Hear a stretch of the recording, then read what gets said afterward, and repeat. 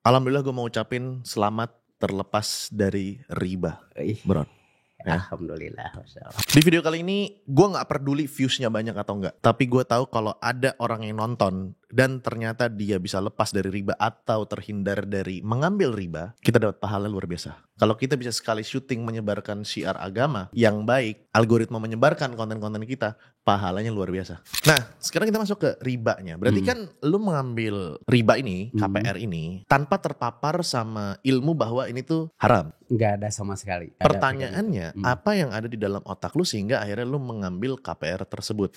Waktu lu memutuskan untuk bangun studio itu, apakah lu tidak berhitung dengan baik sehingga akhirnya memutuskan untuk ngambil pinjaman? Wake the fuck up. Alhamdulillah gue mau ucapin selamat terlepas dari riba, Ih, bro. Ya. Alhamdulillah, Masya Allah. Alhamdulillah ya. Alhamdulillah. Di video kali ini gue gak peduli viewsnya banyak atau enggak, bro. Tapi gue tahu kalau ada orang yang nonton dan ternyata dia bisa lepas dari riba atau terhindar dari mengambil riba, kita dapat pahala luar biasa, bro. Semoga jadi pahala jariah ya Bang. Betul, karena cari pahala itu harus melakukan yang namanya leverage juga. Kalau kita bisa sekali syuting menyebarkan syiar agama yang baik, algoritma menyebarkan konten-konten kita, pahalanya luar biasa. Betul. Ya kan? Oke, selamat datang Mang Sabron ke sini. By the way, kita udah kenal lama banget ya. Betul Bang. Lama parah kita Kenal udah banget. kenal. Ada 2000, lu masuk Akre tahun 2000 berapa? 2021. 2021. Iya, Berarti tapi mulai konten tuh di 2022 sebenarnya. 2022 berarti udah 4 tahunan kita kenal ya. Iya, iya. Dan kita sempat ketemu di Bandung. Betul, di Bandung. Ya kan, ngobrol-ngobrol. Nah, mic lu kayaknya kurang deket. Nah, segini aman asik, ya, aman. oke. Oke. Ini gak usah di-cut juga gak apa-apa lah. Nah, jadi kemarin itu ada konten lu yang menurut gua harus kita bahas.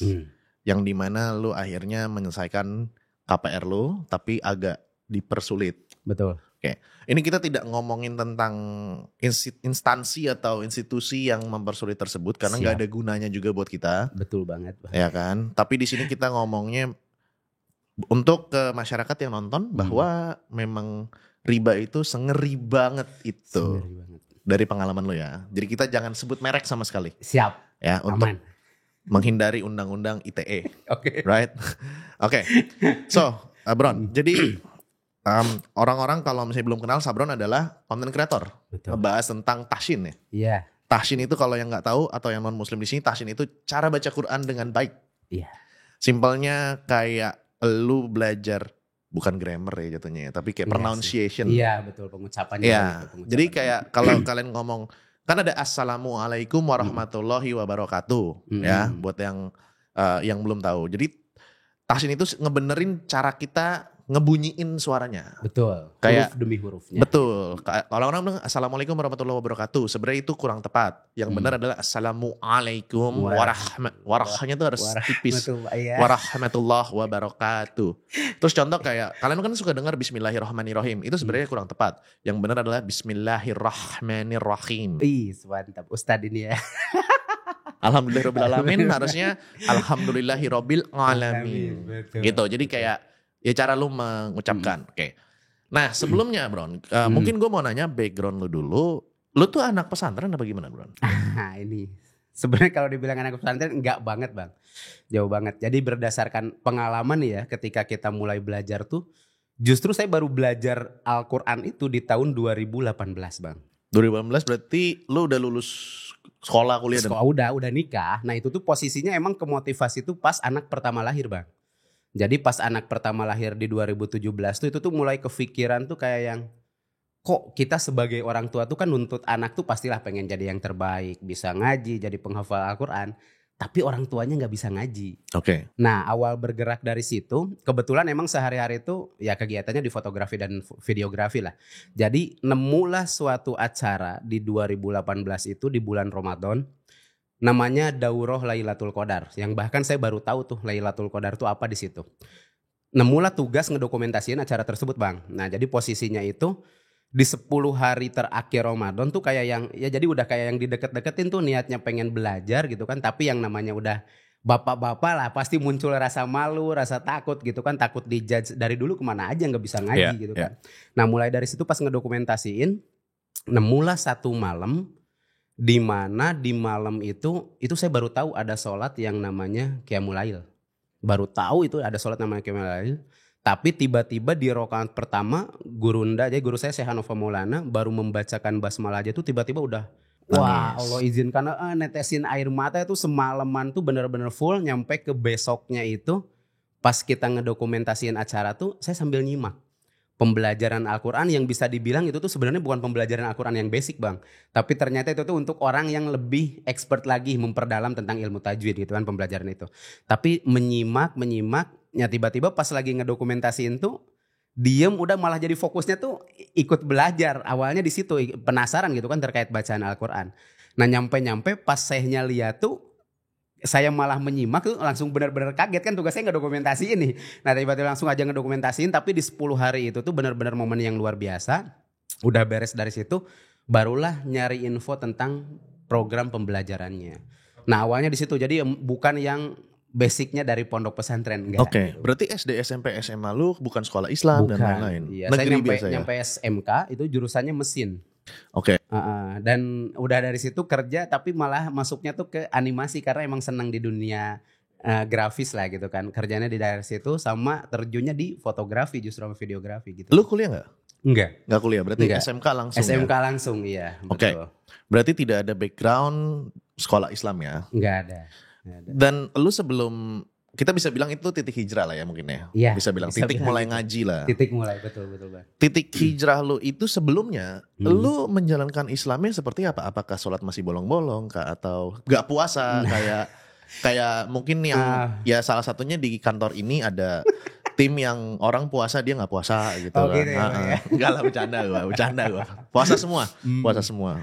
Kalau dari segi yang nyampe ke bandel amat atau kayak gimana enggak sih Bang. Tapi emang basic tuh jadi kalau misalnya teman-teman ada yang tahu daerah Cicadas nih ya kalau di Bandung tuh itu yang orang tuh nyangkanya di situ banyaknya preman-preman, gangster-gangster tuh emang lahirnya di situ. Tapi kalau dari segi keluarga kami juga tidak yang nyampe ke demikian ya Bang ya. Tapi posisinya tuh dulu tuh ya mengenal tuh ya cuma sebatas mengenal ya puasa gitu kan. Tapi ya sholat kadang bolong-bolong kayak gitu juga ya masih ada gitu lah.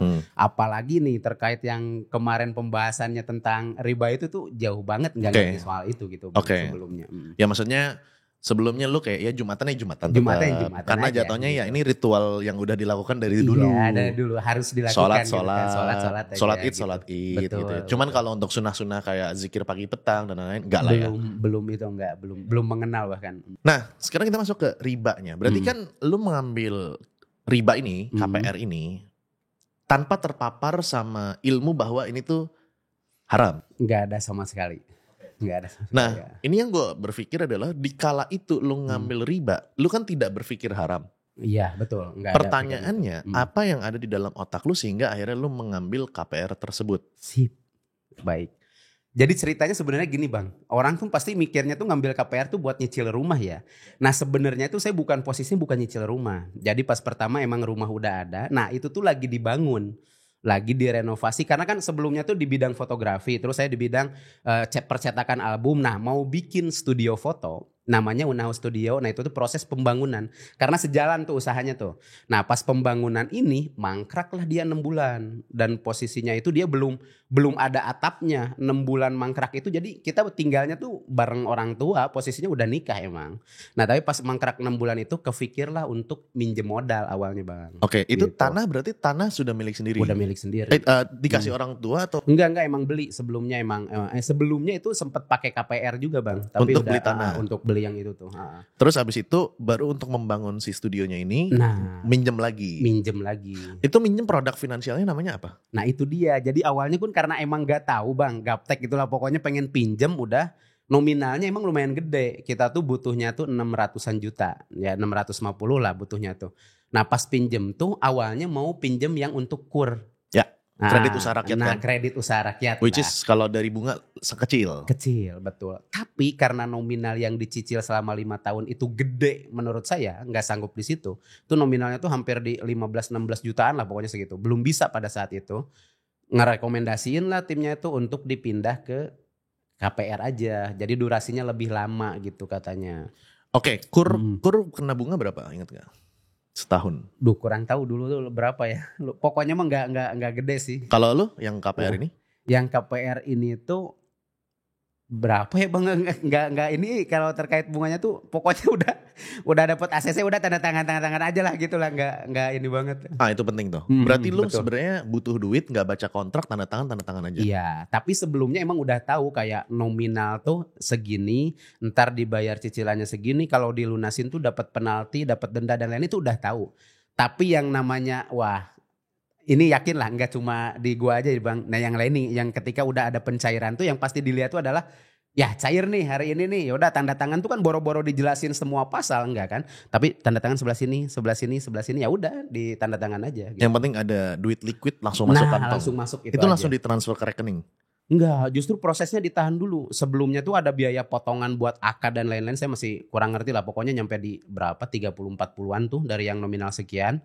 Terus cairnya tuh enggak seluruhnya. Jadi yang dicairin itu pertama tuh kalau enggak salah di 300-an dulu bang. Karena posisi rumahnya belum jadi yang dijadiin jaminan tuh. Nah pas udah jadi masuk lagi sisanya kayak gitu. Oke, pertanyaan ke basic dulu ya. Karena kan gue cukup ngerti tentang finance ya. Oke. Sebelumnya kan kredit usaha rakyat. Betul. Itu kan ya pinjem aja, simple. Betul. Sementara kalau KPR yang gue tahu itu harus ada objek yang jadi hak milik banknya dulu, baru lu kasih duit. Betul. Which is, jadi kalau teman-teman nggak tahu sistem KPR nih, misalnya gue developer, lu mau beli rumah dari gue, tapi nggak ada uang cash, which is 600 juta anggap gitu ya. Akhirnya si developer bilang, lu bisa nih ngambil KPR dari bank, right? Akhirnya si developer akan dibayar sama bank si 600 jutanya tersebut, hak dari si rumah tersebut menjadi haknya bank dulu. Betul. Habis itu lu mencicil ke bank tersebut sampai lunas, baru ada peralihan hak dari bank ke lu. Betul kan? Betul. Nah pertanyaannya, ini kan rumahnya sudah punya lu. Kok bisa tetap ada KPR? Nah itu tuh jadi caranya itu bilangnya tuh di ini bang apa kayak refinancing. Iya, jadi kayak beli lagi gitu kan. Nah itu dijaminkan gitu kan. Oke. Nah tapi dengan sistem yang dibelinya itu pada saat itu di KPR-in bang. Oke. Karena ngejar nominal yang sesuai dengan target kita lah gitulah maksudnya tuh. Oke, berarti sebenarnya bukan pure KPR dong nih. Bukan. Ini kayak lu pinjem dengan agunan. Betul, iya ya jaminannya kan? yang rumah ini gitu. Iya, kredit dengan agunan kan. Kalau kan ada KTA, kredit tanpa agunan, ini kredit dengan agunan, ya kan? Betul. Nah, berarti kan gue masuk lagi ke dasar ya. Berarti kan properti lu yang lu jaminkan itu di appraisal. Iya. Betul kan? Betul. Itu harga marketnya waktu itu berapa duit? Waktu itu tuh dia tuh lihat di NJOP-nya juga nih. Itu tuh nyampe di 800 sekian bang. Untuk si tanahnya tersebut ya. Cuma yang diambilnya yang 600-nya itu. Oke. Teman-teman kalau masih belum tahu, NJOP adalah nilai jual objek pajak ya. Betul. J-nya jual ya benar? Nilai jual kalau nilai jual objek pajak. Betul. Jadi itu adalah simpelnya harga rumah lu atau harga properti lu yang tertera pada sertifikat. Betul. Tapi market price atau harga pasarnya biasanya lebih tinggi daripada NJOP. Betul lebih tinggi dari itu. Nah, terus di appraisal dari bank dari NJOP-nya? Iya, betul. Atau market price? Dari NJOP-nya sih yang dilihat tuh. Jadi nggak bisa mentok di 800 sekian. Makanya turunnya berapa persen lah jadinya 650. Oke. 600 itu berarti sampai ke tangan lu pun nggak 600? Enggak, 600. Ada potongan-potongan dulu tadi yang bilang. Potongan akad dan lain-lain. Total potongannya berapa? Itu agak lupa sih karena nyampe kalau nggak salah nyampe di 30-40an lah, terus buat notaris dan lain-lain sebagainya kan 30-40 juta nyampe ya kalau nggak salah masih agak lupa soalnya dulu nggak mikirin ya udah nggak apa-apa potong-potong yang penting cair aja buat bangunan itu gitu bang. Berarti kalau 600 juta let's say 30 juta tuh 5% berarti iya kayaknya segituan. Wah. Terus dua cicilan kalau nggak salah diblokir tuh. Jadi yang cicilannya tuh dulu pas pertama 6.400.000 berarti 12 juta sekian tuh diblokir nggak bisa diambil gitu. Karena untuk ngejaga telat misalnya nggak bisa bayar atau apa kayak gitu. Dan itu tuh terakhir kemarin dicairkan tapi satu cicilan karena satu cicilannya udah kepake. Jadi waktu uang pertama kali dipotong sama akad-akad biaya notaris dan lain-lain plus dipotong deposit dari cicilan. Iya dari cicilan 2 kali atau 3 kali lupa segituan lah pokoknya bang. Jadi basically lebih enak minjem sama temen ya? Itu dia. Karena data aja 100% ya. Iya. Bulan ya. Tapi harus nemuin temen yang bisa minjemin tuh yang luar biasa. Gitu. Itu gue baru tahu terus terang lu KPR tuh atau kredit tuh nggak langsung dapat, ternyata ada Iya. potongan-potongannya, itu baru tahu. Betul, Karena gue betul. nggak pernah minjem duit seumur hidup. Oh. Ke bank ya. Tapi kalau ke temen ya kadang ya sering minjem kalau lagi makan kurang duit gitu. Pinjam dulu dong, ntar gue transfer gitu kan. Terus sering. Oke. Akhirnya lu di saat itu pikiran lu tidak berpikir sama sekali tentang pasal-pasal, tentang apa. Yang Enggak. penting duit cair, gue Duit langsung saya. bisa bangun Betul. studio. Itu pasti rata-rata gitu sih Bang. Tapi tahu terkait nanti tuh kalau misalnya dibayar tuh kurang lebih jadinya 2 kali harga pinjaman tuh itu tahu. Berarti Jadi lu maksudnya bayar total kira-kira 1,2 miliar kalau 1,2 berapa tahun lu tenornya? 15 tahun. 15 tahun. Baru bayar 7 tahun gitu kan. Oke. Pertanyaan gua ini buat gue yang ngerti tentang uang ya. Ada apa di kepala lu sehingga lu rela untuk meminjam uang selama 15 tahun lu bayar 2 kali lipat? Betul. Kenapa lu bisa berpikir seperti itu? Nah, sebenarnya gini Bang. Jadi pas kita ya itulah marketing ya. Dari marketing itu kan bilang karena harga rumah tuh pasti tiap tahunnya naik. Jadi walaupun misalnya pas kita beli terus nanti totalnya segini, posisi jaminannya juga udah naik gitu. Nah, itu kan ya udah yakin aja.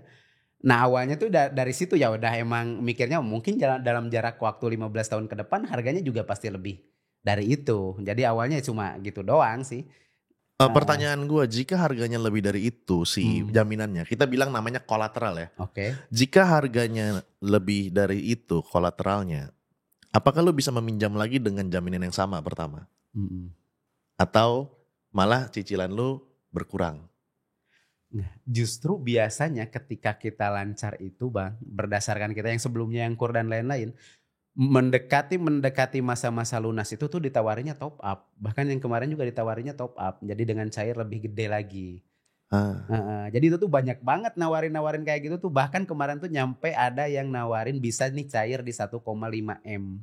Untuk tambah hutang baru? Iya, jadi kalau posisinya ntar dia di take over gitu kan. Pindah ke bank lain gitu kan. Itu namanya refinancing sih.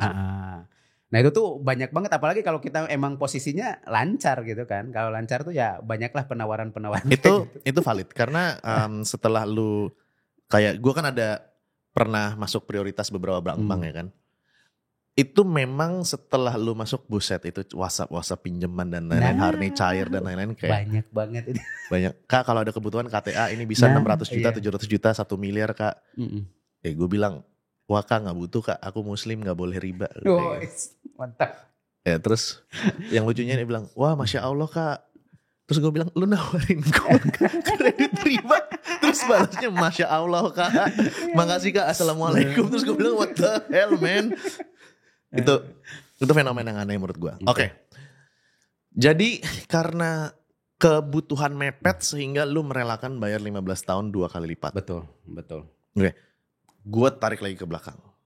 Waktu lu memutuskan untuk bangun studio itu, apakah lu tidak berhitung dengan baik sehingga akhirnya memutuskan untuk ngambil? Justru sih sebenarnya ada perhitungan Bang. Tapi ya kayak gini ya. Itu tuh ngukur berdasarkan kemampuan usaha kita. Ya itu pas pertama tuh mengukur berdasarkan usaha kemampuan. Nah dengan nominal cicilan sekian, ya udah ini aman. Nah tapi pada saat itu Bang. Lu ngeliat cash flow gue berapa sebulan, cicilan berapa? Cicilan berapa gitu kan. Nah itu tuh aman-aman aja. Tapi ya lama-lama ternyata kan kita gak tahu. Usaha kita tuh seperti apa istilahnya. Bisa naik, bisa turun tuh gak tahu. Dan posisi di kita ini ya kebetulan yang emang posisinya turun seperti yang saya bilangin, usaha ini hilang. Akhirnya stres lah yang tiba itu Bang. Kayak gitu. Kenapa lu gak sewa aja bro? Waktu dulu memutuskan. Itu lagi lah pengaruh tuh. Jadi pengaruh pertama itu posisi yang tadi nih. Yang ditawarin bahwa rumah tuh nanti bakalan naik juga. Yang kedua kalau sewa kan jadinya gak milik kita katanya. Itu tuh bener Bang. Dulu tuh ya udah ya dipikir-pikir. Ya oke juga sih, nggak kepikiran seperti sekarang kalau udah tahu. Ya makanya orang-orang yang misalnya terjerumus seperti saya, itu pasti posisinya ya awalnya pasti nggak tahu dan nggak mikirin itu Bang. Karena kalau tahu yakin bakalan nolak nih. Kayak sekarang yakin udah tahu ya pasti milihnya mending ngontrak gitu kan. Nah itu awalnya tuh ya seperti itu. Kalau misalnya ngontrak nggak dimilikin, tapi kalau misalnya ini nyicil, ntar jadi hak milik itu sih. Oke. Dan dengan pikiran rumahnya naik terus. Rumahnya naik terus. Tapi siapa yang beli? Nah itu dia. Karena pas pertama proses pengen ngejual 2020 itu nyampe sekarang tuh susah banget bang. Susah banget Ngejual kan? rumah tuh, Bener. Betul banget. Itu orang tuh nggak sadar kalau punya rumah, ingat itu tuh cuma di atas kertas sertifikat. Betul. Kalau lu belum bisa jual ke orang lain itu belum jadi duit lu. Iya kan? Betul. Itu rumah bisa dilakukan berharga kalau lu jadiin jaminan untuk pinjaman lagi. Kapal bisnis mainnya kayak gitu. Iya, dan bukan rumah, Bron. Maksud gue bukan cuma rumah, Bron. Tapi even punya obligasi pun bisa dijaminkan. Biasanya pebisnis itu mainnya gini. Dia beli saham atau obligasi nih. Misalnya bisnisnya kontraktor atau kayak lu percetakan let's say. Iya. Biasanya kan kalau lu dapat order percetakan untuk bikin buku atau apa buat company gitu kan lu harus modal dulu tuh karena pembayarannya tempo dari klien kan. Dan delay biasanya kan invoice-nya cair kan. Mereka biar nggak ngeluarin modal lagi, mereka menjaminkan surat hutang yang dibeli sama mereka ke bank, kemudian dapetin cash dengan ada bunga tertentu dari bank, mereka gunakan untuk produktif untuk ngasilin duit, ya kan? Barulah nanti dibayar invoice-nya, dibayar tagihannya plus bunganya, mereka dapetin bersihnya. Iya. Nah, cuman kebanyakan orang yang memang tidak berusaha, mereka mikirnya ya rumah ini nanti punya gua. Jadi menurut lo setelah mengalami ini, istilah nanti jadi hak milik gue itu cuman sistem basically cuman perasaan lega aja kan, oh nanti punya gue ya. Iya, perasaan lega aja terus ya jadi punya gitu doang sih. Jadi punya just itu doang. Tapi nggak, lo nggak nambah kaya. Iya. Secara uang nominalnya. Betul. Lo hanya bertambah kaya di SPT. Betul kan? Apaan? SPT, laporan pajak. Oh iya. Ya, lo punya aset betul, itu. Betul. Iya kan? Iya, cuma aset doang. Oke. Nah, sekarang gue mau masuk ke perjalanan lo mencicil si riba tersebut gitu ya. Itu gimana rasanya? Berat kah? Kan lo dapetnya duit nih, gitu. Sip. Kayak hari berapa hari tuh happy, gue punya duit banyak gitu. Sekian hari aja, pokoknya nggak nyampe 1 bulan tuh kan emang udah habis buat pembangunan pokoknya seluruhnya gitu kan. Dan perasaannya pada saat lo dapat uang banyak, ini uang gue nih. Iya. Padahal itu hutang. Padahal itu hutang, betul. Bahkan nyampe ngendapin kurang lebih nyampe di 10 cicilan bang. Jadi 60 jutaan tuh kita ngendapin karena fokusnya adalah ngembangin usaha studionya nih. Jadi biar tetap bisa kebayar dulu nih. Itu udah diendapin 60 jutaan sekian lah. Karena cicilan pas pertama itu kan di kita tuh nggak fix nih bang, nggak flat ya. Jadi 5 tahun pertama cicilannya kurang lebih 6.400.000-an. Nah setelah itu baru ngikutin suku bunga. Dan akhirnya yang setelah 5 tahun tuh totalnya jadi 8.200.000. Itu tahun berapa Bron? Itu pinjem tuh 2018 kalau nggak salah. 2018. Nah, Covid kan? Ya Covid. Covid suku bunga turun tuh. Oke, justru pas Covid itu dia tuh menawarin apa sih? Ada 3 pilihan bang. Jadi pas Covid tuh apa restruktur ya? Restrukturisasi utang. Dia tuh nawarin yang pertama mau bayar bunganya aja. Yang kedua mau bayar cicilan seperti biasa. Atau yang ketiga mau libur dulu 6 bulan. Ada biaya pasti kan di. Itu dia yang gak tahu awalnya. Karena posisi usaha kita itu kebetulan emang bergeraknya di bidang wedding nih bang. Itu tuh terdampak pas Covid tuh. Karena kan gak boleh acara-acara di gedung dan lain sebagainya, gak boleh tuh. Ya udah ada kesempatan libur, mikirlah libur. Nah, oke, udah diajuin, boleh libur. Pas nanda tangan baru ada info. Nanti yang selama 6 bulan ini nominal cicilannya bakal dibayar di sisa bulan kita nyicil. Jadi sekian tahun lagi per bulannya tuh dipotong kurang lebih ditambahin 100 ribuan bang. 160-an ribu. Saya nyangka tuh nominal kan cicilan tuh 6 jutaan nih. Nominal itu 6 jutaan dikali berarti 6 bulan itu kurang lebih di 36 jutaan lah. Nah dipotong jadi sekian bulan sisanya. Sekian bulan sisanya. Udah oke lah dipindahin, oke nggak masalah. Tanda tangan aja udah di situ. Libur lah 6 bulan di situ kan posisinya. Nah ternyata pas kemarin ngelunasin itu tuh ngikutin suku bunga juga. Jadi sisanya itu tuh bahkan 40 sekian juta bang. Yang biaya restruk itu. Dari 36 juta jadi 40 juta. Ya. Dan itu posisinya harusnya udah dibayar dong dari 2020 ke 2025 itu udah dibayar selama 5 tahun. Yang 160 sekian tuh dibayar selama 5 tahun. Pas dihitung-hitung tuh harusnya udah kekurangin antara 10 nyampe 15 jutaan. Jadi ada sisa tuh harusnya 15 nyampe 20 jutaan lagi. Ini kok jadi 46. Makanya di situ yang benar-benar diprotes sehingga seakhirnya pas terakhir tuh Emang ada pengurangan sih Bang. Jadi nggak jatuh dibayar yang 40-an itu nggak. Jadinya tuh di 18-an lah, 18 sampai 20 juta kalau nggak salah. Oke. Nah, terus abis itu kan COVID suku bunga turun tuh sebenarnya. Kalau lo di financial market suku bunga turun. Cicilan lo nggak turun? Enggak, karena Oke. itu posisinya 5 tahun flat itu. Oke. Di 2022 suku bunga naik naik nggak cicilannya? 19, 20, 21, 2. Itu yang udah mulai naik di situ. Tapi 22 akhir sih, 2022 akhir sih. Pas mau masuk 2023. Itu kan suku bunga gila-gilaan tuh, Iya. 2022. Asalnya kan cicilan 6.400.000, jadinya 8.200.000. Serius loh? Seriusan. Nah sekarang tuh Bang terakhir itu udah masuk ke 8.500.000 Bang. Iya, karena waktu di 2020 kan COVID tuh. Betul. Secara makro pemerintah nurunin suku bunga biar orang belanja. Oke. Ternyata inflasi. Di tahun 2022 inflasi di US tuh sempat 9,1% kalau nggak salah. Betul. Suku bunga dari kecil banget naik ke 6% 6% apa 5,5% gitu.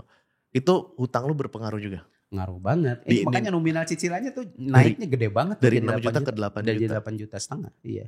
Kalau 5 tahun pertama tetap flat. Tetap flat dia. Ya makanya waktu COVID yang harusnya turun ya udah flat doang kan segitu kan. Harusnya kalau misalnya yang ngikutin suku bunga ya pasti turun juga nih. Oke. Tapi posisinya ya flat itulah. Akadnya kan flat yang 5 tahun. Bang. Pertanyaan gua, waktu suku bunganya tas naik terus cicilan lu dari 6 juta ke 8 juta, ada pemberitahuan nggak?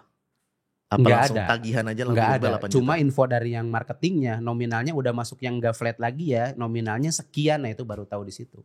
Apa perasaan lu pas dibilang? Ya lumayan inilah, gede banget lah maksudnya naiknya tuh. Ya lumayan, waduh ini harus proses lebih ini lagi, usahanya lebih gede lagi, harus meningkat lagi awalnya di situ sih. Apalagi habis COVID kan, Habis turun banget kan. betul. Oke. Itu dia. Eh, di bayangan lu, kan lu udah jadi bapak juga waktu itu ya? Apa? Waktu itu udah jadi bapak, Udah jadi bapak. 2023 ya? Udah jadi bapak. Ya anak berarti udah 3 Bang. Udah 3 ya kan? Hmm. Sepusing apa tuh pas ngelihat cicilan naik ke 8? Sebenarnya pas anak belum masuk sekolah itu posisinya ya masih bilang ya udah sanggup lah, masih bisa, walaupun itu sebenarnya pas-pasan Bang di tahun-tahun itu tuh, karena usaha tuh udah nggak serame dulu lah istilahnya lah, udah nggak serame dulu itu emang posisi kita pas lagi bikin di dunia fotografi itu di 2012 2013 belum ada sosmed Bang, jadi masih ikut ke event-event pameran kayak gitu yang emang perlu modal. Terus emang dapatnya lumayan gede banget gitu. Job-job tuh udah gede banget lah. Tapi pas udah main sosmed tuh ya karena biasa lah udah kayak perang harga atau kayak apa tuh makin banyak banget tuh yang emang terjun di dunia itu gitu kan. Nah itu tuh mulai berturun itulah. Sampai ya posisi kita tuh kayak hanya sebatas bisa nutupin cicilan doang. Buat makan ya ada. Tapi ya fokusnya tuh kayak bayarin bunga aja terus. Bayarin cicilan aja terus. Nah mentok-mentok pas udah lumayan. Wah udah dirasa nih cicilan tuh udah nggak sanggup lah gitu lah, posisi pas anak emang udah posisinya masuk sekolah. Apa perasaannya tuh kayak gitu? Ya udah pengen cepat-cepat lunas. Stres banget betul udah benar-benar stres banget. Bahkan yang pas pertama kita ya istilahnya hijrah tadi 2018 itu tuh udah mulai tahu tentang ngerinya riba itu seperti apa, udah mulai tahu. Tapi ya namanya kita berproses ya Bang, yang nggak langsung tiba-tiba yang wah harus gimana, harus tinggal atau enggak. Kadang masih mikir-mikir dulu nih dampaknya bener enggak dan lain sebagai halnya. Itu udah dikasih tahu tuh dari 2019 tuh udah kasih tahu bahwa ya yang dapat dari riba itu semuanya bakal dimusnahkan lah istilahnya. Itu sih yang paling utama tuh yang tahu tuh. Nah di 2020 tuh barulah mulai kepikiran. Pokoknya mah pengen Lunasin. lunas aja. Ya itu udah benar-benar mau ngejual rumah tuh 2020. Walaupun itu ikhlas nggak ikhlas nih. Aduh udah capek nyicil. Pengen dijual tapi dijual wah sayang banget gitu kan atau kayak gimana, itu udah mulai kepikiran sih gitu. Terus kenapa nggak akhirnya lu jual biar lunas utangnya? Itu 2020 tuh udah status ngejual rumah tapi nggak laku-laku Bang. Oh jualnya itu ke orang lain ya, bukan ke banknya ya? Bukan ke banknya, nggak ke orang lain. Jadi jualnya ya pengen tetap nyelamatin juga kan, maksudnya tuh kan ke banknya tuh cuma saya mikirnya tuh waktu itu tuh 2020 tuh Bang, wah ini udah bayar kurang lebih 2 tahun ya, sisanya di kurang lebih di 400-an sekian gitu kan istilahnya tuh. Tapi ternyata enggak, itu sisanya masih gede banget tuh 630 saya. Utang lu harus nggak dibayar berkurang tuh. dong? Ya enggak, itu pas ditanyain 2020 yang bikin stres tuh Bang. 2020 tuh udah niat mau jual rumah, ini kira-kira pelunasannya berapa? Itu tuh 630-an. Lu utang 600? 650 Tang. 650? Iya. Terus lu nyicil selama 2 tahun udah keluar duit berapa? Ya itu sebulan 6 juta berarti berapa ya? 6 kali 24 kan? Iya. 130 Nah udah segituan lah. 650 juta, harusnya kan sisa 420. Iya. Pikirannya segitu. Iya, pas lo mau lunasin ternyata masih sisa Masih di 600. 600-an, 620 sekian lah. Berarti lo sebenarnya bayarin bunganya doang. Iya, itu yang mulai stres. Udah pokoknya jual berapapun nih. Lu Gitu bayar yang- selama 2 tahun lu bayarin bunganya doang. Iya. Tidak pokoknya sama sekali. Enggak pokoknya. Ada pokoknya sih tapi dikit banget lah perbandingannya sekian persennya. Pokoknya lebih gede bunganya lah bang lah. Anjing. Maaf ini gue ngomong anjing karena gue baru tahu faktanya kayak gini guys. Iya bang. Nah ini buat yang belum ya mudah-mudahan jadi pembelajaran lah. Oke, dan semua itu karena menurut lu gegabah pengen cepet-cepet Pengen cepat-cepat. dan kurangnya Nafsu sih yang dan kurangnya ilmu pengetahuan waktu itu Iya, ya. betul bang. Gila sih. Dan bahkan ya kalau misalnya teman-teman yang di sini yang posisinya udah kejeblos, saya yakin di awal tuh marketing tuh nggak bakalan nyampein hal-hal yang mengerikannya bang, nggak bakalan. Tapi yang indah-indahnya itu, terus pas pencairan itu, boro-boro mau baca pasal, boro-boro mau ngedengerin, yang ada itu ya udah cair nih dapat duit gitu kan. Tanda tangan tuh kan nggak disuruh ini baca enggak bang. Jadi ya halaman pertama tanda tangan sebelah sini banyak banget kan di situ. Waktu lu dapat kontraknya itu boleh nggak kontraknya dibawa pulang dulu untuk dibaca? Enggak, kan posisi kontrak tuh datang pas akad di situ, pas pencairan itu. Boleh bawa pengacara nggak untuk baca?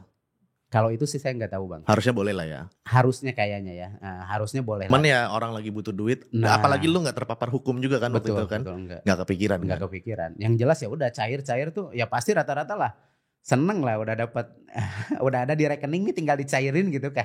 Padahal itu bukan duit lu. Itu dia. Oke. Gue baru tahu loh sumpah.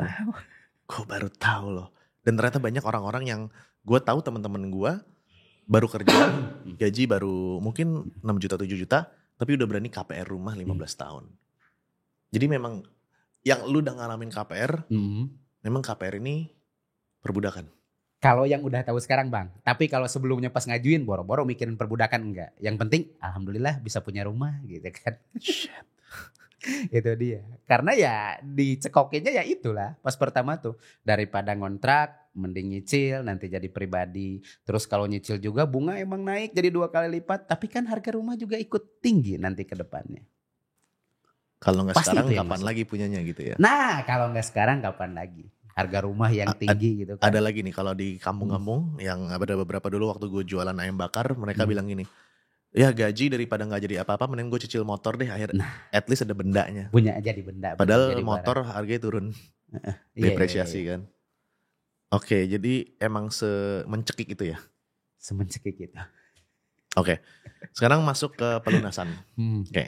Berarti waktu itu kan lu ngonten mulai dari 2021 ya? 2000 ya akhir sih. Akhir 2021. Itu dalam keadaan hutang masih flat lah ya. Masih betul. Masih agak santai dan Masih lain-lain ya. betul. Terus kan akhirnya lu bisa lunasin, total pelunasannya berapa kemarin? Kemarin 560-an yang udah dinego tuh jadinya 540 sekian lah. Oke, karena ada hitung-hitungan yang gak masuk akal nih Iya, yang gitu nggak masuk kan. akal Oke. itu yang 560. Akhirnya kan lu punya uang 500 juta untuk melunasi tersebut tuh. Itu gimana ceritanya kok bisa? Nah, Dari yang lu hancur gara-gara Covid tuh. ini sebenarnya bang, aduh, bingung juga nih ya. Intinya tuh dia dibantuin oleh orang baik nih. Ntar bakalan saya ceritain bang, awal ceritanya. Ya ini lewat wasilah konten juga. Awal jalannya tuh lewat konten juga. Dari dulu pertama 2020 dan niat pengen ngelunasin, itu tuh ngumpulin duitnya susahnya minta ampun. Istilahnya beneran susahnya minta ampun. Karena ya fokusnya ke cicilan-cicilan. Bahkan nyampe ke telat tuh ya udah bayarnya jadi 2 kali lipat tuh lebih gede gitu kan. Itu fokusnya di situ. Nah yang kemarin itu, ini saya kenal sama orang yang ngebantu tuh belum 1 tahun bang. Posisinya pas pertama dia tuh jualan ini sifon cake ya. Di dekat sekolahan anak. Datanglah niatnya emang pengen beli. Mau beli sifonnya karena emang lihat posternya tuh wah menggiurkan banget lah gitu. Udah pas mau beli. Nah yang jualnya ini tuh bilang, oh ini mah Kang Sabron ya. Saya followersnya Kang Sabron. Gara-gara konten. Gara-gara ngonten. Lewat wasilah ngonten itu. Saya seneng konten-konten tahsinnya. Bilangnya gitu Masya kan. Allah. Ya Masya Allah luar biasa ini. Saya bilangnya bang ya ini pokoknya tuh ini benar-benar wasilah Al-Quran lah. Ini luar biasanya Al-Quran tuh di sini. Nah pas pertama udah kenal itu. Niatnya mau beli. Dianya bilang gini. Kang udah gak usah dibayar. Ya kalau misalnya Kang Sabron sempet pengen di storyin lah buat di status Instagram gitu kan. Saya bilang aduh gak apa-apa ya udah dibayar aja gak apa-apa gitu kan. Tapi pada akhirnya dia tetap kekeh pengen diupdatein aja ya udah pas pulang ke rumah.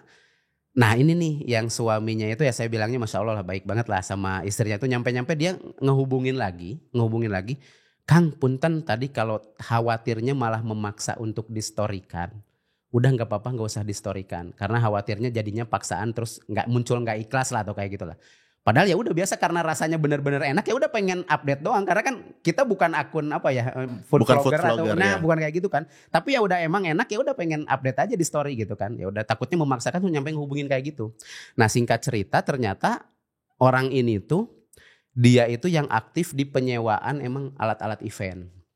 Oke, nah nemulah karena istri jualan kimbab ada rasa, nemulah di salah satu event yang acaranya itu ternyata yang dekornya beliau. Kimbab tuh apa ya? Makanan Korea gitulah. Oh, oke. Ya kimbab dong, istri jualan itulah gitu kan. Nyampe ikut ke event-event kayak gitu tuh ikut yang ngedekornya tuh dia. Ketemu lagi lah di situ. Karena yang sifon itu ada, terus dia tuh ternyata suaminya yang sewa-sewain rentalin alat-alat event itu gitu kan. Nah, udah dari situ udah makin deket tuh ngobrol bang. Nggak ada sangkut pautnya dengan rumah lah pokoknya nggak ada sangkut pautnya dengan itu. Udah jauh banget lah baru kenal lah kita. Nah udah selang beberapa bulan. Pas kan kita tuh sering ngelewat tokonya tuh karena emang jalur nganterin anak sekolah kan. Tiba-tiba di luarnya tuh ada mobil Hi-S. Mobil Hi-S yang ditulisan di belakangnya tuh mau dijual. Hi-S-nya lucu banget nih. Awalnya cuma nge-WA aja karena ada namanya di belakang ada Saya Event. Jadi dia tuh punya rental tuh namanya Saya Event kan. Di belakang tuh ada stiker Saya Event. Ini kayaknya nih punya si Kang saya ini nih. Dihubungin lah. Kang, waduh Hi-S-nya keren nih gitu. Hi-S-nya bagus nih. Emang dijual berapa? Itu penasaran doang bang. Nggak ada niatan mau beli. Karena sebelumnya itu kan kita sempat safari dakwah nih. Safari dakwah ke Sumatera kan keliling Sumatera. Seneng gitu kan pas safari dakwah tuh pengen punya mobil gede buat tim buat siar Al-Quran pengennya gitu. Nanyain doang, penasaran doang. Pas udah ngasih tahu dia tuh kayak mepet-mepet terus gitu kan. Bahkan kita bilangin kalau saya ada uangnya mending ngelunasin utang tuh ya udah disampaikan. Tapi dianya kayak yang pengen nge-support banget loh. Nah awalnya dari situ terus saya bilang ini gimana? Dia tuh bilang ini gimana mobilnya jadi enggak? Mau dibeli enggak? Jadi enggak? Ya udah pokoknya mah nggak usah mikirin berapa uangnya. Sok pakai aja dulu kalau manfaat mikirnya kayak gitu.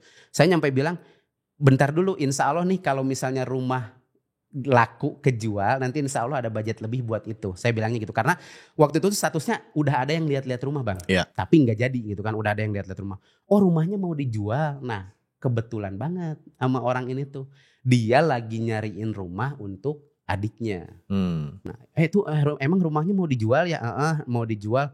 Ya udah ntar main ke rumah. Nah dia mainlah ke rumah bang. Nah pas main ke rumah yang ditanyain utama itu alasannya kenapa dijual. Dia nggak nego harga nggak apa. Saya nawarin harga 2,3 M udah. Nah pas dia bilang tuh alasannya apa? Saya pengen beresin utang, pengen kelarin riba, pengen semuanya pokoknya pengen utang. Bahkan saya udah sempat bilang saya perlunya 800 dulu. Sisanya mau dicicil sebulan 1 juta, sebulan 2 juta terserah bodo amat. Yang penting bisa utangnya lunas aja dulu. Nah udah dibilangin gitu. Terus dianya bilang oke, sip. Kalau emang tujuan utamanya ngeberesin riba, insya Allah saya mau. Nah awalnya di situ. Tapi si adiknya ini yang mau dibeliin rumah, karena nominalnya menurut dia terlalu gede untuk rumah, dianya sebenarnya nggak mau. Maunya itu yang ada di daerah Jati Handap, daerah atas gitulah. Itu tuh harganya 500 juta bahkan masih rekanan sama dia itu. Jadi dibayarnya tuh dia bilangnya dibayarnya tuh kalau ada project rental ntar uangnya potong buat beli rumahnya gitu kan. Nah otomatis si rumah yang saya pribadi itu dia tuh nggak minat sebenarnya bang. Karena minatnya itu pengen ngambil peluang baiknya untuk ngelunasin ribanya. Ya. Itu dia pertamanya. Nah pas dia datang dia tuh belak-belakan.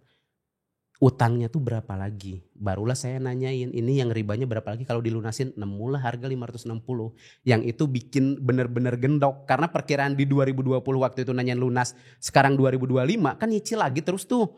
Dikirain tuh saya ngitung-ngitung tuh bakalan di 400-an juta gitu bang. Atau 300 sekian lah. Ternyata 560 karena ada yang rekonstrukturisasi. Nah yang itu bang. Nah oke lah jadi udah pokoknya bodo amat nominalnya berapa.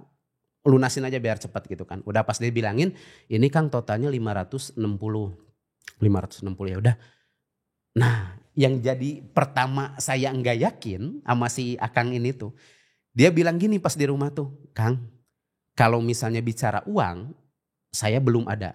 Tapi baru ada yang benar-benar megang itu 100 juta. Di rekening benar-benar ada tuh 100 juta. Untuk ngelunasin 560 saya perlu waktu. Nah terus saya bilang, iya emang untuk pelunasan itu juga nggak bisa langsung bang. Jadi harus ngajuin dulu surat, nanti tuh prosesnya kurang lebih 1 bulan. Nah dia bilangnya, ya udah deal aja, saya bantu niatnya ngelunasin utangnya. Awalnya gitu. Bener ini deal ya udah saya bikin surat pengajuan, udah diurusin kan dia uangnya baru segitu. Nah yang saya heran dan kaget itu, ini orang tuh rumahnya juga belum punya, dia ngontrak bilangnya. Nah terus anaknya juga 6 bang, lebih banyak dari kita gitu kan. Nah terus dia tuh pakai mobil, punya mobil Alphard gitu kan. Terus dia bilangnya kalau misalnya nanti posisinya sebelum mendekati tanggal pelunasan belum ada, dia mau jual mobil bilangnya gitu kan. Mau buat ngebantu ini saya tuh jadi bikin, ini yakin gak ya gitu. Secara logis tuh nggak masuk. Gak masuk bang gitu kan. Bahkan istrinya yang aneh ngedukung untuk ngebantuin ini. Nah pas ditanyain dia tuh bilangnya gini, saya tuh biasanya suka nantangin Allah gitu, nantangin untuk kebaikan ini. Nah ketika ada peluang kebaikan di sini ya udah gas aja, beraniin dulu aja. Ya walaupun uang di situ nggak ada, tapi ya event tuh adalah ke depan buat ini buat di perhitungan kayak gitu tuh ada gitu kan. Ya udah deal salaman bener ini saya ajuin lunas ya udah ajuin. Nah singkat cerita 3 hari sebelum jadwal pelunasan itu tuh benar-benar udah nggak ngarepin bang, udahlah ini pasti nyicil lagi gitu kan, nggak ada. Bahkan sebelumnya ada yang nawar rumah 1,2, saya minta udah sok kalau mau 1,8 sisanya dicicil aja bebas. Dan dia udah bilang nggak ada Kang kalau kayak gitu saya nggak mau nih, takutnya malah jadi nyicil lagi, saya cuma punya 1,2. Itu udah mau dikasih bang, karena udah benar-benar pengen beres gitu kan, udahlah pasrah. Nah di saat benar-benar pasrah itu pasrah dan berserah, pertolongan Allah tuh muncul. Jadi sebelumnya tuh H-3 itu saya masih gitulah, namanya manusia ya masih ngarepin siapa yang bisa bantu nih. Karena cicilan di situ tuh saya telat 1 bulan bang. Karena posisinya bentrok pas Juni itu bayar sekolah anak. Yang anak pertama masuk daftar ulang, anak kedua masuk SD, anak ketiga masuk TK. Itu tuh nominalnya lumayan lah biaya sekolah sekarang tuh, itu benar-benar nyampe ke bentrok, nyampe full harus dibayar. Posisinya lagi cicilan telat. Terus tiba-tiba tuh sebelumnya punya utang-utang ke temen tuh mereka lagi butuh uang. Wah itu benar-benar udah benar-benar stres, angkat tangan di saldo nggak ada nominal sekian. Udah benar-benar wah malamnya itu benar-benar nangis, pasrah ya Allah.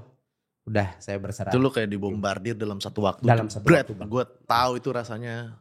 Ih bener bang. Tapi saya mikirnya itu kayaknya tuh peluang atau jalan atau hidayah dari Allah biar lu tuh beres semuanya. Itu tuh benar-benar ya udah biar lu tuh udah berserah, udah sujud sih, cuma nyuruh gitu doang, udah minta ke kita, udah bilang aja nggak mampu apa-apa. Nah pas udah di situ udah benar malam tuh pasrah. Ya Allah berserah, silakan udah mau digimanain, rumah dijual berapapun udah terserah, jalannya di mana udah terserah. Nelponlah si Akang ini. Nelepon disuruh datang ke rumah. Nah pas datang ke rumah tuh dia bilang, ngasih tahu bahwa Kang maaf, rumahnya kayaknya kita nggak minat. Saya kan udah ngarepin banget rumah kejual, udah nggak minat gitu kan. Karena posisinya adik saya jadinya ngambil di sana. Tapi pas pertama niat mau ngebantuin ini, kok Allah malah ngasih banyak nikmat Kang. Jadi saya nggak mungkin nutup tentang pelunasan Kang Sabron. Saya nggak mungkin nutup jalan ini karena nikmat yang Allah berikan itu baru niat aja udah banyak banget. Jadi sebelumnya tuh dia tuh bang sempet beli ruko nih di Kiara Artapak gitu lah. Nominalnya kan 5 berapa M gitu kan. Lo ngomong detail banget. Oh, iya. Ketahuan ntar orangnya sensor siapa. aja dah. Nah dia tuh bilangnya ini jadi pembelajaran buat saya tentang rasa yakin sama Allah itu kan. Tentang rasa yakin itu jadi pembelajaran lah. Karena pas dia bilang itu sebelumnya tuh udah masuk uang 400 juta buat DP. Nah dengan alasan pas beli ruko di tempat tersebut, dia bilangnya untuk pembayaran rukonya tuh jadi di area situ kalau ada event nanti rentalnya ke mereka. Uang rentalnya dipakein buat beli rukonya. Nah ternyata dalam 1 tahun tuh nggak pernah dikasih, bilangnya nggak pernah dikasih event tersebut, sehingga uang yang udah masuk pas terakhirnya disuruh diarahin ke KPR, dianya nggak mau. Nah disuruh arahin ke KPR nggak mau dan akhirnya DP-nya hangus.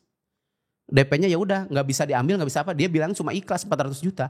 Nah tapi ternyata baru niatan ngebantu Kang Sabron itu tiba-tiba ada temennya yang bilang ini 400 juta tuh bukan uang yang kecil gitu kan. Akhirnya dibantu oleh temennya, diproses jadinya dia tuh bayarnya ke temennya. Oke. Dicicil setiap bulannya itu. Nah otomatis ketika mau ngambil rumahnya Kang Sabron, itu takutnya dia malah jadi bilangnya tuh nurutin hawa nafsu doang. Terus jadi ini diambil, itu diambil dan lain sebagainya diambil. Nah dianya akhirnya gak mau, tapi niatnya mau ngebantuin lunas itunya. Nah singkat cerita, dia dapat rezeki pas udah ditawarin mobil, dan ini wasilah ngonten juga bang, jembatan dari ngonten. Dia itu kan awalnya mau ngejual mobil. Nah pas mau ngejual mobil terus dibilangin ini mau ngebantuin Kang Sabron, katanya pengen beres dari urusan riba, makanya mobilnya mau dijual. Jadi nggak ada mobil nih. Nah dia tuh mau pengen mobil punya temennya lagi gitulah istilahnya. Terus dia bilangnya, udah kalau niatnya bener kayak gitu udah ambil aja, dikasih lagi mobil yang Alphard bang. Nah mobil yang Alphard itu bilangnya dengan harga yang dibilang cukup murah lah gitulah. Nah ini nih buat pembelajaran ini ya. Maaf Kang ini saya sebutin. Jadi dia tuh bilangnya dapat mobilnya tuh 250 kalau nggak salah. 250 mobil yang itu niatnya dicicil bang. Yaudah cicil selama 1 tahun. Mobil yang dianya mau dijual gitu kan. Dia udah dapat mobil lagi. Mobil dia tuh posisinya statusnya mau dijual. Nah ternyata yang beli ini dia followersnya juga Kang Sabron. Nah yang beli Alphardnya followersnya. Ini wasilah ngonten. Nah pas dia bilang tuh gini, emang butuh berapa Kang Sabron tuh? Oh ternyata Kang Sabron tuh gini ya, lagi ada urusan riba bla bla bla. Ini sekarang saya kurangnya 360. Jadi dia baru ada 200 juta. Adanya 360. Terus mobilnya mau dijual 250. Nah dia yang belinya tuh mobil Alphard. Alphardnya. Oh, Alphard 250 juta doang? Alphard lama ya? Iya kayaknya 2000 berapa lah gitu. Nah dia bilangnya gini, untuk pengen nutupin 360-nya Kang Sabron, jujur uangnya nggak ada. Yang beli Alphardnya. Ya. Tapi kalau untuk beli Alphard terus saya nawar, itu saya nggak ada alasan di situ. Karena udah tahu tujuan dijual Alphard tuh buat ngebantu Kang. Nah buat ngebantu itu kan. Nah yang asalnya Alphardnya dijual dengan harga sekian, yang belinya malah ngasih 300 juta. Oh jadi dilebihin 50. Jadi dilebihin. Posisinya mau ikut bagian dari ngebantu itu. Nah jadi pas dia bilang tuh ini bukan cuma karena saya aja Kang, tapi ternyata lewat wasilah-wasilah yang lain tuh ada yang ikut bantu di situ. Makanya ini saya bilangnya, wah ini mah udah nggak masuk logika loh bang. Maksudnya saya udah nggak masuk logika, ini benar-benar pertolongan Allah tuh. Ya mungkin lewat konten-konten yang saya bikin yang cuma ngajarin huruf demi huruf, tapi ternyata banyak orang yang merasakan manfaatnya atau enggak, itu ya emang menyebarkan agamanya Allah gitu kan, ngebantu menyebarkan Al-Quran istilahnya gitu kan. Tapi ya itu benar-benar nggak masuk logika. Tiba-tiba harga segitu kok malah ditawar lebih tinggi gitu kan, karena niatnya buat ngebantu itu. Nah singkat cerita tuh uang udah terkumpul lah di tanggal itu, tanggal 18 itu terkumpul semuanya. Dan saya bilang tadi yang pertama, asalnya nawar HS-nya malah dikasihin. Jadi riba lunas, HS-nya dapat. Nah dia tuh bang, makanya bang, ini maaf tadi disebutin namanya, tapi ya posisinya buat jadi pembelajaran lah. Ternyata ada orang kok sebaik itu gitu kan. Yang saya bingung tuh ini, Kang, ini kenapa HS-nya ada di depan rumah? Saya bilang gitu kan. Ini di sini nggak manfaat katanya. Kalau ke Kang Sabron ya mudah-mudahan jadi peluang baru. Setelah ribanya beres kan Kang Sabron seneng konten, dikontenin, mungkin dapat pendapatan dan lain-lain buat ngebantu itu. Terus saya bilang, Kang, karena dulu tuh ngasih tahu harga kan, saya untuk bayar ini saya nggak tahu duitnya di mana buat bayar HS-nya. Kalaupun ada duit, saya mending beresin yang 560 yang Akang pinjemin. Nah dia tuh sampai ke voice note tuh, dia tuh nyampe ke nangis-nangis bilang, pokoknya Kang Sabron ada niatan mau bayar aja itu udah akad buat saya. Tapi yang jelas ya nyampe ke kalau nanti di surga nggak ketemu saya, keluarga saya, istri saya gitu kan. Waduh jadi melau nih. Ya mudah-mudahan bisa dipanggil gitu. Saya tuh udah mikir ini orang kok nyampe, bahkan saudara-saudara saya yang kaya misalnya atau keluarga atau kerabat yang kayak gitu tuh ya boro-boro mungkin ngebantuin kayak gitu kan, tapi ini tuh orang yang baru dikenal gitu loh, baru dikenal. Nah saya mikirnya di sini ini benar-benar wasilah dari konten, dari Al-Quran gitu kan, Al-Quran yang diajarkan yang walaupun cuma secuil doang gitu kan. Nah nyampe-nyampe yang HS-nya itu maksa-maksa. Saya udah nolak berapa kali itu, dari pertama beli itu udah benar-benar nolak. Nyampe dia tuh maksa-maksa, yang lain udah ada yang minat tuh nggak jadi. Nyampe dianterin ke rumah. Si HS-nya itu ya udah dianterin aja, ada di rumah nggak, dianterin nggak? Itu udah benar-benar maksa suruh dipakai dan dimanfaatkan. Masya Allah. Ini gue baru denger cerita kayak gini sih, seumur hidup sih. cerita kayak gini sih. Jadi ini kayak cerita yang Nabi Musa mau ngelihat keadilan Allah tuh kayak gimana. Pernah dengar nggak dari ceramahnya Khalid bin Walid lagi? Boleh Khalid ceritain, Basalamah. ceritain. Jadi kayak mau lihat keadilan Allah, gue dengerin ceramahnya, terus ada anak tiba-tiba meninggal gara-gara apa. Terus Nabi Musa bilang, loh nggak adil loh kayak gini.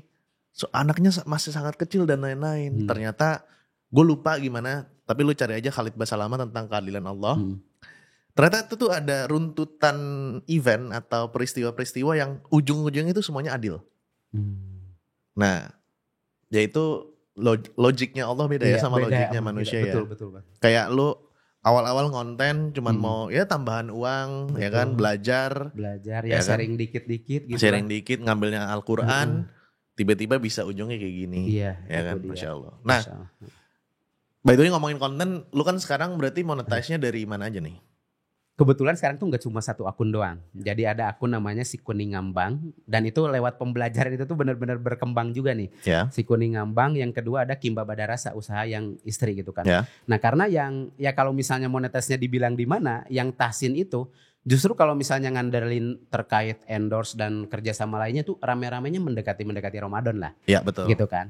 Nah, tapi kita jual buku juga, biasanya mainnya di live TikTok gitu kan. Di live TikTok jual produk, bikin karya di situ.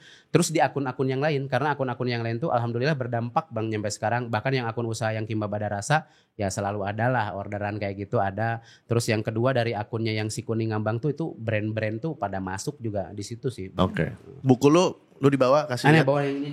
Gua bantu Sabron untuk melunasi hutang ya. Ini bukunya lu bisa cari di mana? Nah, ini ada di TikTok toko, Keranjang TikTok Kuning. ada Keranjang Kuning, di Shopee juga ada, di Tokopedia juga ada. Gitu. Nanti minta linknya ya, nggak usah affiliate ke gua nggak apa. Gua taruh aja di bawah. Itu tentang apa, Bron? Kasih tahu. Nah, ini tuh justru berdasarkan pengalaman pribadi. Yang pertama ini adalah tentang tahsin nih ya. Tahsin ini ngejelasin bahwa di sini karena anak adalah peniru yang baik, maka berusaha menjadi contoh yang baik. Ya. Jadi ini berdasarkan pengalaman saya belajar di 2018 tuh nyampe ya alhamdulillah dapetin sanad terkait huruf ini. Terus mikirin gimana caranya metode agar yang saya targetin tuh sebenarnya orang tua. Walaupun ini bukunya buat anak, tapi target saya buat orang tua. Karena orang tua itu adalah saya tuh pengen dapat pahala jariahnya Bang. Jadi berdasarkan pengalaman pas pertama belajar tuh minimal huruf demi hurufnya tuh anak tuh yang ngajarin saya. Ya. Al-Fatihah tuh saya ngajarin. Jadi setiap sholat, setiap baca tuh pahalanya ngalir terus kan. Cara curangnya tuh seperti itu buat berburu pahala jariah. Makanya bikin ini dengan metode yang sebenarnya itu di videonya QR code-nya tuh ngajarin orang tuanya untuk bisa mempraktikkan bunyinya. Kemudian mengajarin pada anak-anaknya dengan metode yang asik ini. Lu mau panen kayak bikin masjid lu ya? Bukunya dari lu tapi lu panen dari orang tuanya sama anaknya. Iya gitu. Oh, ya, memang kapitalis dia. Kapitalis. Sama ini tentang adab terhadap Al-Quran. Kadang yang jarang diperhatikan. Ini tuh buku cerita bergambar. Tapi kan rata-rata cerita bergambar itu yang nyeritain orang tuanya kan. Nah minimal ketika orang tuanya nyeritain, dia tahu Al-Quran tuh gak boleh ditaruh di mana aja. Gitu kan. Terus sebelum ngaji itu minimal wudu dulu gitu kan, bacaan atau kumur-kumur dan lain sebagainya itu. Ini ngebahas tentang adab yang kita susun di sini gitu. Oke. Aldi jangan lupa ditaruh linknya nanti ya dari Bang Sabron. Dan by the way ngomongin buku ini, gue kasih satu buku gue. Wah. Ini bukan buat buku baca Al-Quran, tapi kayaknya lu ilmunya udah tahu semua. Karena kan lu udah ikut Academy Creator ya. Ya ini buat taruh di apa namanya di rak lu lah. Atau kalau mau di affiliate ini toko coding boleh. Baca-baca lagi kan lu bisa akses modul. Iya betul. Oke, nah. Terus yang dipersulit untuk melunasi ribanya boleh ceritain gak tuh? Jadi pertamanya gini, dari pengajuan kita Mik lo giniin lo, Mik. Oh ya, sip. Dari pengajuan kita itu posisinya di tanggal 27 Mei. Dan itu posisi yang tadi udah dibilangin ke marketingnya itu, Pak ini udah ada yang mau beli rumahnya, tapi uangnya baru ada 100 juta. Saya bilangnya gitu kan. Bolehlah ini harus bikin surat pelunasan dulu. Udah bikinlah surat pelunasannya. Nyampe ke Juni itu qadarullah emang uangnya belum terkumpul semua. Jadi baru masuk di 200-an sekian. Saya bilang gimana caranya bisa nggak di stop dulu biar enggak ke debit nih cicilannya karena udah pasti mau dilunasin. Ya. Oke. Nah singkat cerita tuh dia suratnya udah bikin dan lain-lain sampai di bulan Juli tanggal 18 itu tuh uangnya udah terkumpul. Saya udah bilang dari jauh-jauh hari itu ini udah terkumpul sekian lagi udah segala diproses aja. Nah pas hari H uang terkumpul, yang asalnya bilangnya ya manis-manis gitu lah, oke nggak apa-apa nanti diurusin dan lain sebagainya. Kang Sabron tuh nggak usah ke bank katanya, karena nanti kita urusin, nanti tinggal duduk manis aja, 2 minggu setelahnya sertifikat bisa diambil. Iya. Nah ternyata duduk manis itu dia prosesnya suratnya tuh belum nyampe ke pusat, sehingga pas ditanyain itu ini gimana nominalnya berapa, pas dikasih tuh kok nominalnya gede banget, saya nggak yakin ini bunga apa, ini apa yang harus dibayar. Nyampe datang ke sana orangnya nggak ada pertamanya karena posisinya di luar. Nah pas ditanyain ke sana ada adminnya yang dia bilang itu ini perkiraannya nominal yang dilunasin sekian, kok malah jadi makin tinggi. Dari 540 tadi? Iya jadi 570 sekian. Kok ini makin tinggi? Ya soalnya nanti billing yang bulan Agustus masuk, padahal itu di bulan Juli mau ngelunasin. Tapi bunga yang di bulan Agustus masuk. Buat lo yang nggak ngerti finance di awal itu ngejelimet sekali kan? Iya, ya udah pokoknya ya udahlah gimana caranya biar beres. Nah, yang jadi penasaran itu ternyata adminnya bilang surat pelunasannya belum masuk ke sini. Lo udah nunggu? Udah dari bulan Mei itu kan. Dari 27. Hampir sebulan. Iya, 3 mingguan lah ya. Iya. Nah itu tuh pas udah dibilangin ini harus ada dulu surat apalah buat unflag kayak gitulah dan lain-lain. Dan itu tuh yang bisa ngasihinnya marketingnya.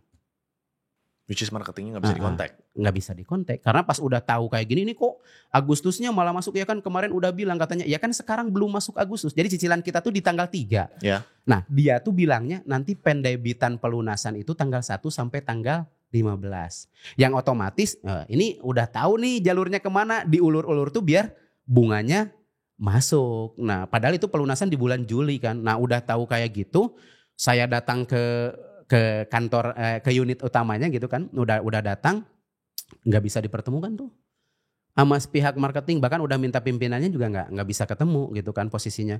Nah paling nanti hubungin dulu marketingnya, ya tahu sendiri ya di chatnya tuh pas udah dihubungin RPT rapat gitu kan, dihubungin lagi wah udah responnya udah nggak jelas lah. Nyampe lah ada temen yang posisinya tuh lawyer, dia ngebantuin, terus dia bilangnya ini kalau misalnya apa ya, sebenarnya kan bilang waduh saya punya cicilan atau diakuntasin tuh kan itu menurut malu-maluin. Ya malu-maluin gitu kan, punya riba dan lain sebagainya, tapi ngajantasin. Tapi itu pilihan terakhir. Karena pas dia bilang, Kang viralin di sosmed. No viral no justice. Nah, viralin di sosmed. Kemudian tag ini, kemudian tag ke kita. Nah pas di situ tuh sempat mikir, itu saya posisinya lagi di kantornya, lagi di unit. Karena nggak bisa ketemu, di telepon ini saya udah di bawah gimana, nggak ada respon di WA. Udah ini saya udah ada di bawah, udah ada di kantor, lagi di luar, kayak gitulah responnya lah. Saya bilang langsung ke lawyernya tuh, ke Pak, ini Pak minta tolong ini gimana ya baiknya, ya udah. Ini lu jangan sebut nama Oh, ya. iya, Kalau iya. lawyer nggak apa-apa lah. Lawyer Oke. Ntar di situ sebenarnya. Ya. Nah, tadi pas udah dibilangin, baru suruh dinaikin di sosmed. Di sosmed. Nah, mulailah. Yang asalnya di tempat itu nggak ada, tiba-tiba turun lah. Bentar, itu lu post di sosmed. Postnya kan yang gue nonton itu sangat amatir. Betul. Nggak editing dan lain-lain. Enggak, itu karena emang langsung posisinya. Terus habis itu lu post di story juga kan? Iya. Di repost. Nah, Rame nggak? Langsung rame nggak itu? Itu tuh kodarullah emang langsung rame Bang. Jadi- Baru posting tuh, tiba-tiba kok 10.000, belum 1 jam 20.000 yang nonton 3. Wah itu cepet banget. Itu anomali tuh ya. Iya. Bombardilo krokodilo.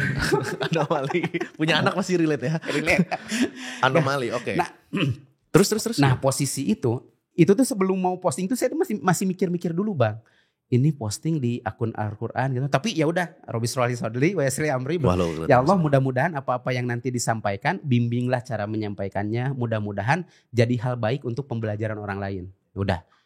Itu singkat cerita, gak diedit gak apa-apa, langsung ngomong aja, gak bikin skrip gak apa-apa, langsung ngomong aja. Emang nyeritain kejadiannya seperti itu. Nah udah diposting, masuklah ke dalam. Turunlah ternyata ada pimpinannya. Nggak ada chat lu sama sekali. Nggak ada. Dia Marketing belum tahu followers lu banyak ya? Kayaknya belum. Yang ya belum. Kalau marketingnya dia udah tahu, konten kreator udah tahu. Nah tapi yang pimpinannya kayaknya nggak tahu. Oke. Adminnya juga nggak tahu. Karena yang sejauh itu tuh saya udah minta, Pak ini surat ini harus ada sekarang. Karena kata adminnya itu, adminnya baik ngasih tahu, Pak kalau misalnya masih H-7 dari tanggal cicilan itu seharusnya bunga yang bulan Agustus tuh nggak masuk Pak. Makanya terus saya nanyain, ini kalau ngurus surat gini emang berapa lama? Kalau diurusin sekarang dapat tanda tangan pimpinan ya hari ini juga harusnya beres. Makanya dicecer tuh. Ini Pak suratnya harus beres sekarang ke marketingnya tuh. Nah singkat cerita udah diviralin, masuk ke dalam ternyata turun. Tapi saya lihat respon pimpinnya tuh kayak yang marah banget ke marketingnya nih. Karena sebelumnya saya juga udah sempet nelpon call centernya kan. Ini ngaduin kayak ginilah progresnya dan lain sebagainya. Nah udah pas posisinya itu tiba-tiba turun di ACC langsung hari itu. Seriusan, yang bilangnya pendebitan itu tanggal 1, itu tanggal 9 tanggal 20-an kan, tanggal 20 tuh akhir bulan yang dibilangnya akhir bulan susah, itu langsung di ACC.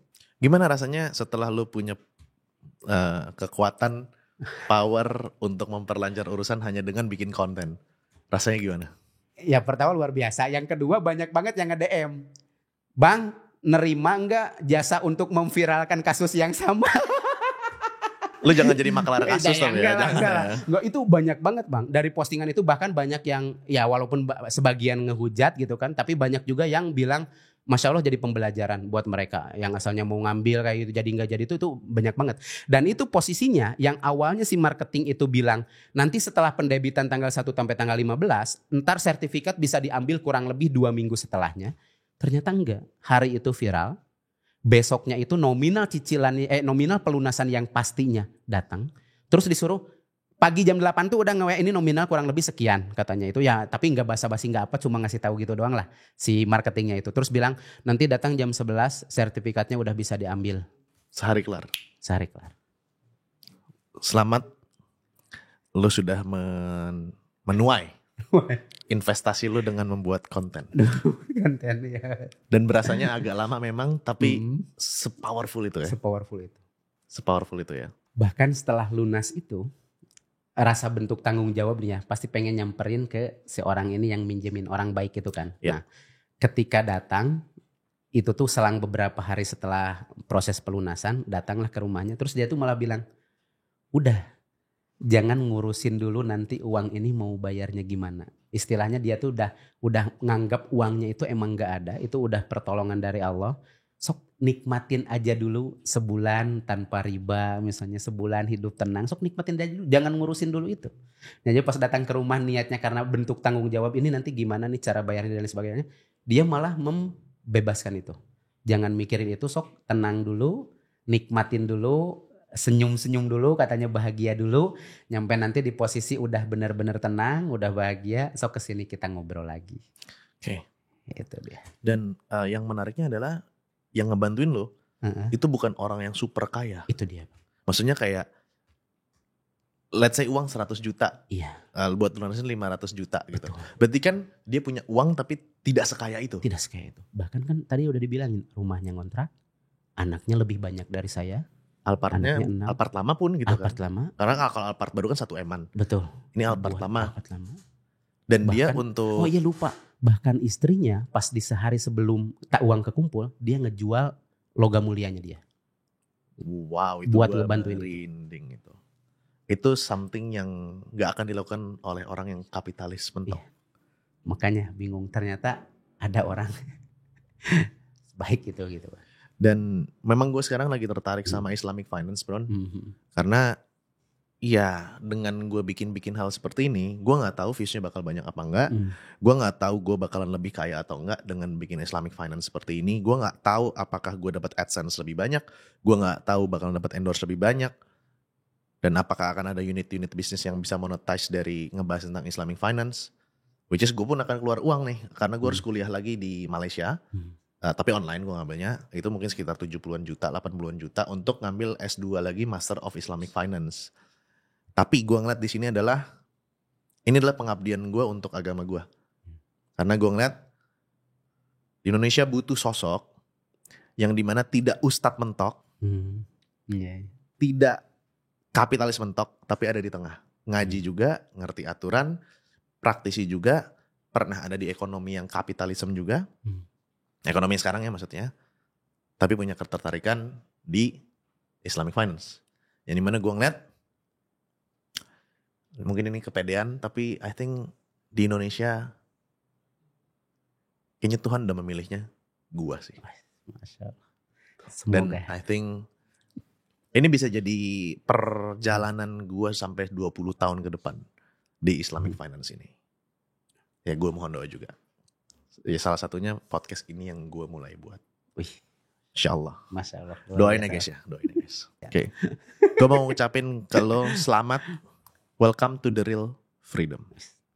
Dan semua ini ingat, Mm, bukan karena kuasa lo, bukan Betul. karena kehebatan lo, Betul. bukan karena lo ikut Akademi Kreator Betul. juga, tapi semua karena takdir Allah Subhanahu wa taala. Masya Allah. Masya Allah, luar biasa.